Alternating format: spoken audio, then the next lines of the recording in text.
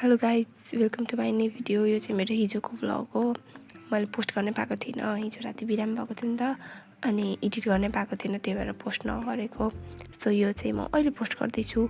हिजो चाहिँ म मकै छराउँदै थिएँ क्या, मम्मीले बारीबाट टिपेर ल्याउनु भएको थियो। मकै कतिवटा थियो भनेदेखि 8वटा थियो होला, 7-8वटा थियो होला। त्यही छोडाउँदै थिएँ अनि मम्मीले लौका पनि ल्याउनु भएको थियो क्या बारीबाट 5वटा। अनि 5वटामा 3वटा चाहिँ यताउता खै कसले दिनुभयो, अनि 2वटा मात्रै थियो क्या हाम्रो लागि।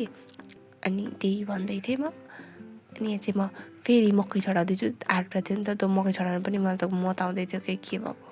त्यो मकै पनि 2वटा मात्रै राम्रो होला, 2वटा 3वटा मात्रै राम्रो होला। अरू सबैमा कुनैमा एउटा दाना, कुनैमा 2टा दाना, एउटा दाना त नभनौँ, कुनैमा थोरै दाना, कुनैमा धेरै दाना। दाना नै थिएन क्या, अनि कुनैमा त दाना नै थिएन, सानो सानो दाना थियो क्या। अब त्यस्तो त मिठो पनि हुँदैन नि त। अनि मैले त त्यो पनि खाएँ। यो चाहिँ मेरो भागमा परेको थियो क्या। यसमा दानै थिएन, थोरै दाना थियो, तर राम्रो मिठो चाहिँ मिठो थियो है। Bye bye guys.